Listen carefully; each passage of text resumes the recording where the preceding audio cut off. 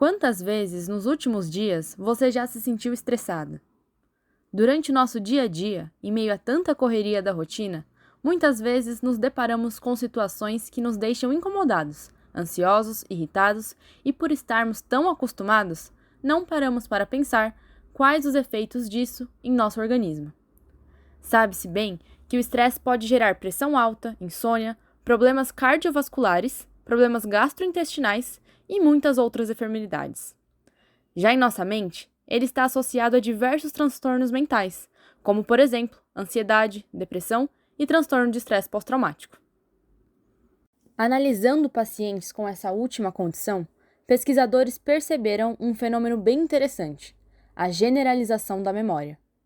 Para entender o que isso significa, precisamos voltar um pouco e entender o que é o estresse, que pode ser definido como uma resposta do organismo a situações consideradas ameaçadoras, o que levará a uma reação em cadeia de hormônios, preparando o indivíduo para uma reação de fuga ou luta.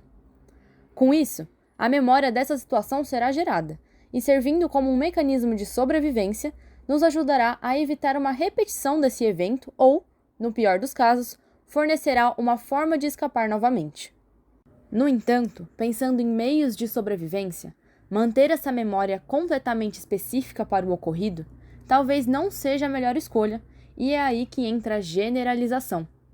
Com o passar do tempo, memórias estressoras perdem alguns detalhes do contexto em que aconteceram, passando a nos ajudar a evitar também situações que podem ser parecidas e não somente as situações exatamente iguais. No contexto de estresse pós-traumático, isso se torna um problema, pois, por exemplo, veteranos de guerra passaram a ter a reação de luta ou fuga mesmo na segurança de suas casas, pois barulhos parecidos podem ser suficientes para ativar essa memória generalizada. A partir disso, diversos pesquisadores passaram a buscar quais são os mecanismos dentro do nosso cérebro que se baseiam nesse fenômeno. Uma das linhas de investigação envolve o estudo de glicocorticoides, como o cortisol, uma classe de hormônios esteroides que são liberados em situações estressoras e têm diversos efeitos no organismo, como o aumento da glicose disponível no sangue e o catabolismo molecular, ambas as reações ajudando a preparação para lutar ou fugir.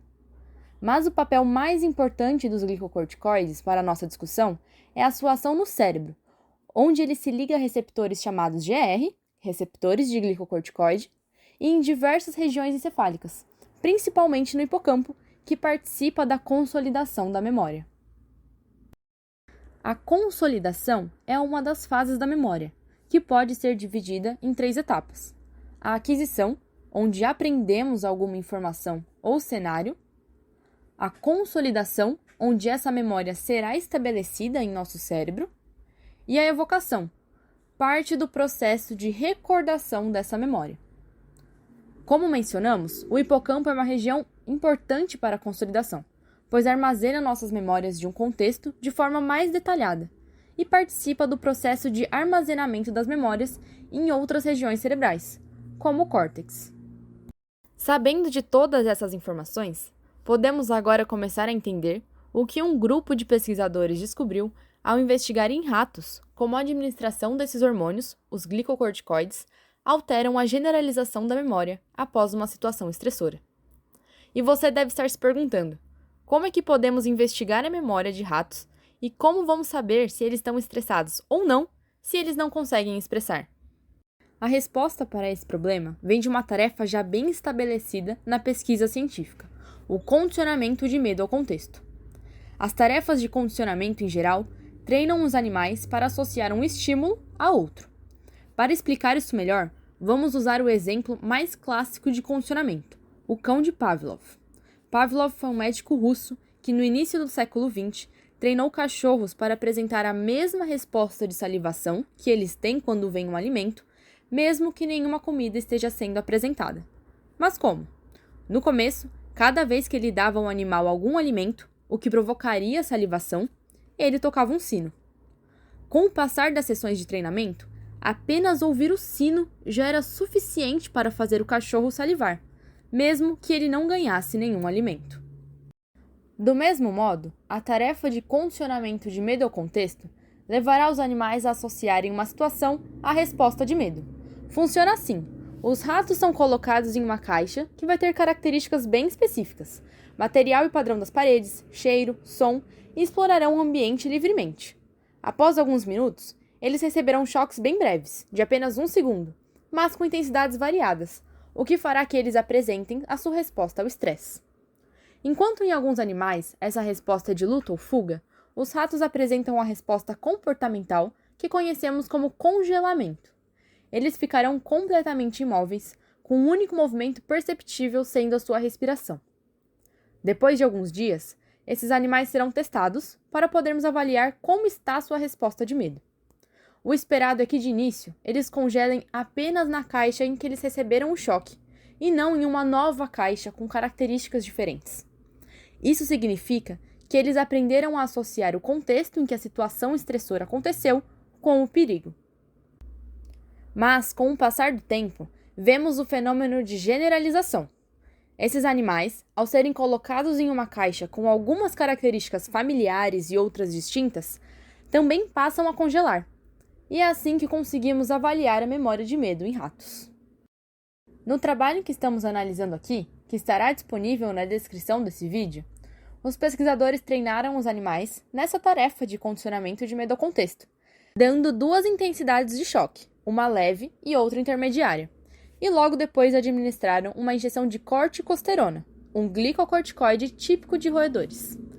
Depois de um tempo, que variou de 2 até 42 dias, os animais foram colocados na caixa em que receberam o choque em uma nova caixa, como forma de avaliar o quão específica ainda estava a sua memória, ou seja, para ver depois de quanto tempo de passar de uma situação de estresse, a memória deixa de ser específica e passa a ser generalizada. E os resultados que eles encontraram foram bem interessantes. Primeiro, foi observado que os animais que receberam o choque menos intenso, o que teoricamente geraria menos estresse, tiveram um resultado diferente dos animais mais estressados. Isso provavelmente acontece porque o efeito dos glicocorticoides na memória segue o que chamamos de uma curva de U invertido. Quantidades muito baixas ou muito altas circulando no organismo terão um efeito negativo, enquanto quantidades intermediárias terão um efeito positivo. Então, os animais que já tinham passado por um estresse muito alto teriam uma quantidade maior de corticosterona produzida pelo próprio organismo, circulando pelo corpo. Como administração de uma dose externa, os níveis de glicocorticoides ficaram muito elevados, chegando na parte extrema da curva, que indica um efeito negativo. Complementando esse achado, em segundo lugar, os pesquisadores observaram que os animais que tiveram um estresse moderado continuaram com a memória precisa para o contexto de treino quando o intervalo é mais recente, de 2 dias, e mais remoto, de 28 dias. Já os animais com a maior intensidade de choque apresentaram a generalização já no teste de 14 dias.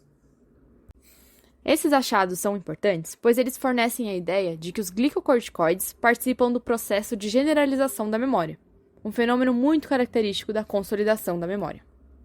Com isso, novas investigações sobre os quais são as bases biológicas dos efeitos que o estresse tem sobre nossas memórias poderão ser feitos, ajudando a desvendar o que acontece, por exemplo, em pessoas que sofrem de estresse pós-traumático.